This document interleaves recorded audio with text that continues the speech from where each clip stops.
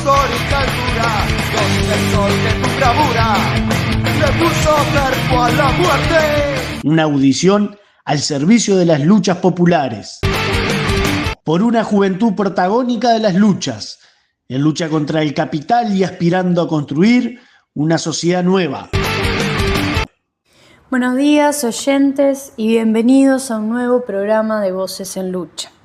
Hoy desde la Juventud Evarista queremos centrarnos en la temática de la educación, un tema que sabemos se mantiene siempre relevante, pero más aún en un año electoral como este, donde los políticos se llenan la boca con falsas promesas. Estas pasadas semanas se hicieron titulares los casos de violencia, dirigido esta vez particularmente hacia una directora, una docente y una maestra en una escuela y un liceo, además de reiterados casos que se dieron en la UTU en las últimas semanas. Sin embargo, esta escalada de situaciones de violencia no son las únicas problemáticas que se enfrenta el sistema educativo, que ha sido y seguirá siendo víctima de una descomposición generalizada, único destino que se puede esperar en el marco de este sistema capitalista y de las cuales estas escaladas de violencia no son más que uno de los tantos síntomas. Por ejemplo, una cosa que queríamos traer son los datos del monitor educativo, con cifras que sabemos siempre son peores en la realidad. Pero de igual manera revelan algunas conclusiones interesantes que queremos traer aquí. En un primer lugar, uno de los datos que se manejaba es que mientras que la matrícula ha disminuido, o sea, quienes se anotan en educación primaria particularmente son menos, la sobrepoblación en las aulas solo ha aumentado. En primer año de escuela, el informe afirma que los grupos de más de 30 alumnos pasaron de ser 456 en 2022 a 512 en 2023. Los grupos de más de 30 alumnos en una misma aula. Por otro lado, también se menciona que la repetición ha disminuido, pero esto, vale aclarar, es a costa de sacrificar el aprendizaje de los estudiantes.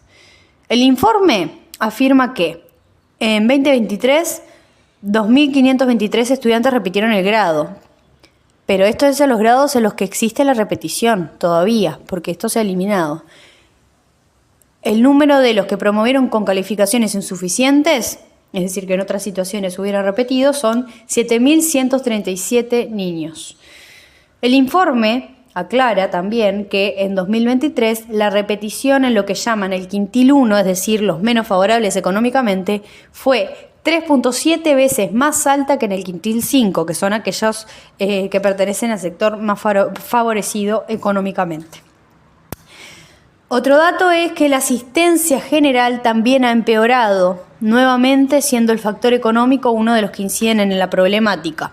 El informe afirma que en 2023 se encontraron en situación de asistencia crítica el 64% de los niños matriculados en educación primaria y casi el 83% de los niños en educación inicial a nivel general. Lo que se agrega es que en el quintil menos favorecido, en el quintil 1, el promedio de días asistidos fue de 142, mientras que mejoraba un poco en los niños del quintil 5, con un promedio de 13 días más.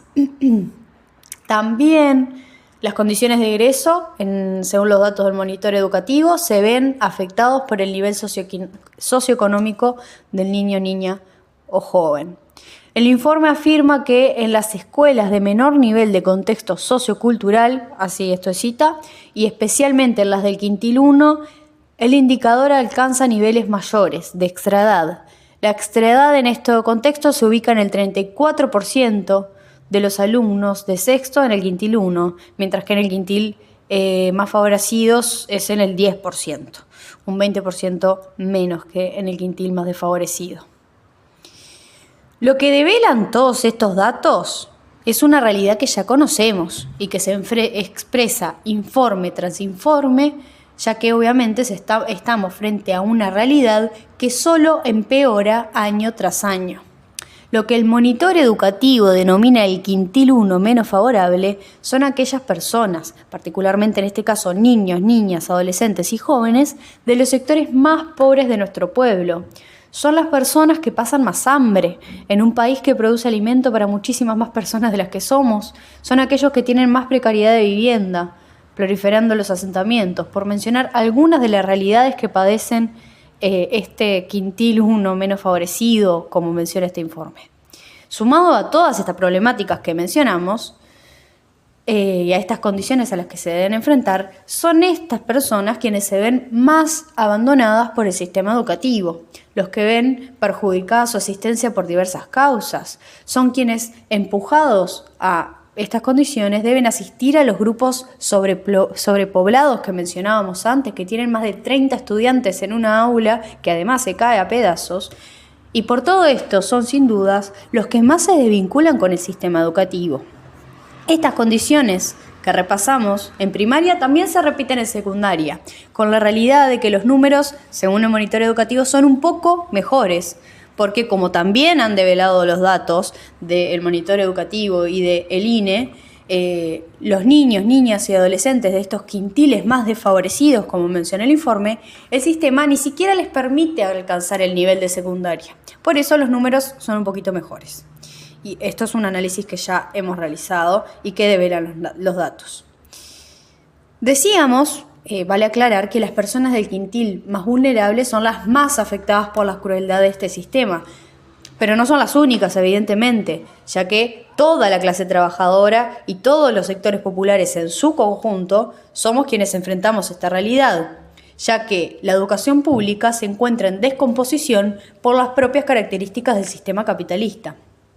Hemos asistido a múltiples campañas electorales donde se promete un piso de PBI para la educación del 6%.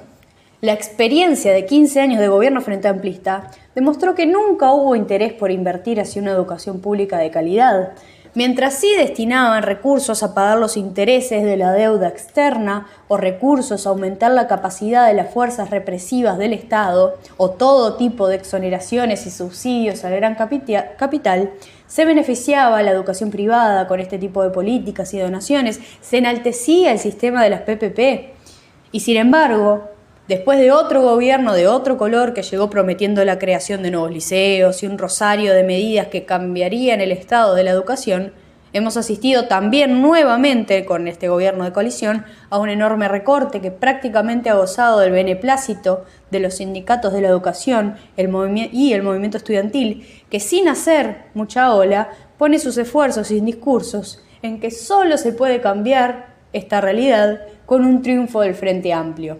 Mientras tanto, las condiciones de trabajo y estudio de quienes trabajan y estudian en este sistema de educación pública empeoran. Si no alcanzara con todo esto, se continuó con las rebajas de contenido, con una reforma que en realidad vino a profundizar mucho de lo que ya se había hecho en los gobiernos de Frente Amplio en materia educativa y en cuestiones puntuales que no había podido resolver por diferencias externas y que lo único que hacían era retrasar lo que ya querían implementar. De este modo se profundizó la apuesta a la cantidad por sobre la calidad, que los estudiantes aprueben, sin importar si saben o no. De última, saben que el objetivo termina siendo formar mano de obra barata, capaz de satisfacer la demanda del gran capital, mano de obra que logre concretar operaciones básicas sin cuestionar la flexibilización laboral o la precariedad, que sin duda es el destino laboral que aparece en el futuro de gran parte de nuestra población. ¿Qué quiere decir de la infraestructura? ¿Qué decir también de la infraestructura que se cae a pedazos? Una destrucción general de las condiciones de trabajo para los docentes y aprendizaje para los estudiantes. Son política de Estado.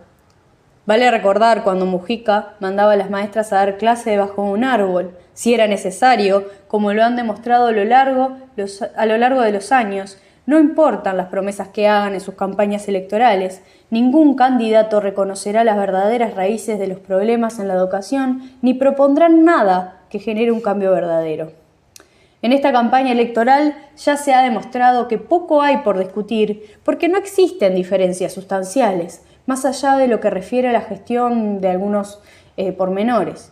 Y la educación forma parte de este escenario donde gane quien gane, sabemos que todo seguirá igual, porque incluso el propio Orsi ha manifestado que no difiere en cuanto al contenido de las políticas educativas. Basta con analizar las propuestas de los programas que proponen los dos candidatos, posibles a asumir la presidencia en 2025. Las propuestas de Delgado por el Partido Nacional y la coalición hacen énfasis en la continuación de esta transformación educativa que han llevado como baluarte durante este periodo de gobierno. Como ya hemos mencionado, esta reforma no es algo nuevo, sino que es parte de un proceso que ya había iniciado con el Frente Amplio. Basta recordar para esto a EDUI 21, de donde surgen muchas de estas supuestas novedades que se implementaron con la reforma y donde había participantes de todos los partidos. Recortes de horas, rebajas de contenido, sobrecarga de trabajo a los docentes son realidades ya presentes que se seguirán profundizando en este marco de continuación de la reforma que propone Delgado. Supuestamente, en la otra vereda tendríamos a Orsi, cuyo programa para la educación tiene 3 ejes principales. 1, retomar las consejerías que fueron sustituidas por direcciones en este periodo de gobierno. 2, llamar a un Congreso de la Educación. Y 3, la promesa del 6% más 1 del presupuesto del PBI para la educación. La realidad de estas propuestas es la siguiente. Las consejerías ya las hemos analizado en múltiples ocasiones. Son falsos espacios de participación docente y estudiantil que en nada influyen en el verdadero rumbo de las políticas educativas, como ya se demostró durante los 15 años de gobierno frente amplista, en un espacio de estas consejerías donde los representantes del Poder Ejecutivo son siempre mayoría, 3 más 2. Y cualquier propuesta de cambio real o que pueda desestabilizar la estructura será apagado siempre. Esto lo ha demostrado la experiencia. El circo de la institucionalidad no es más que apariencia para poder decir que los docentes y los estudiantes participan, cuando la realidad no es así. Lo mismo, algo similar, es la lógica del Congreso Nacional de la Educación que propone Orsi. No es más que una bandera más que levanta el Frente Amplio para plantearse como algo diferente, cuando la realidad es que la base de las políticas educativas que llevarán adelante continuarán con la línea de lo que viene haciendo la coalición. Alcanza con ver la experiencia de los anteriores congresos de educación, particularmente hablando de esto, donde los gobiernos frente amplistas ignoraron abiertamente las resoluciones que salieron de esos espacios. Tanto así que incluso la propia burocracia estudiantil de la FEU rechazó la participación en el tercer congreso, argumentando en una cita que plantearon en La Diaria, aquí abro cita, la FEU se planteaba: cansada de que el gobierno desoiga consecutivamente lo resuelto por los Congresos Nacionales de Educación, la Federación de Estudiantes Universitarios del Uruguay decidió no participar en la tercera edición de esta instancia que se desarrollará en el segundo semestre de este año. En un extenso comunicado, la organización fundamenta el porqué de su decisión. Recuerda que el primer gobierno de Tabaré Vázquez, a la hora de plantear la Ley General de Educación, no solamente desconoció el debate y las propuestas emanadas del primer Congreso, sino que también consolidó aspectos retrógrados. Luego relata cómo durante el gobierno de José Mujica se convocó al segundo Congreso Nacional de Educación y, aunque por su falta de credibilidad como herramienta, tuvo poca participación. Allí se resaltaron varios de los aspectos centrales resueltos en el primer congreso, los cuales volvieron a ser desoídos por el gobierno. Cierro cita, esto es una misma cita de La Diaria y la FEU, 2 organizaciones serviles, la FEU a la burocracia estudiantil, partícipe de la burocracia estudiantil, y La Diaria un órgano de prensa burguesa, ¿no? Mismo estos 2 órganos reconocían la inutilidad del Congreso Nacional de Educación en ese momento, en 2017. Este tercer congreso incluso fue realizado en superposición con el congreso de uno de los sindicatos más importantes de la educación, como lo es la FENAPES. Es decir, fue reconocido también por esta gente una nueva farsa de participación que ni siquiera la burocracia fue capaz de justificar durante los 15 años de gobierno frente amplista y que vuelve a presentarse como la gran propuesta de Orsi. Mientras tanto, mientras pasa todo esto, la burocracia sindical, que ya sabemos forma parte del aparato frente amplista, organiza charlas con todos los candidatos presidenciales, como lo hizo la CCU el pasado 21 de septiembre.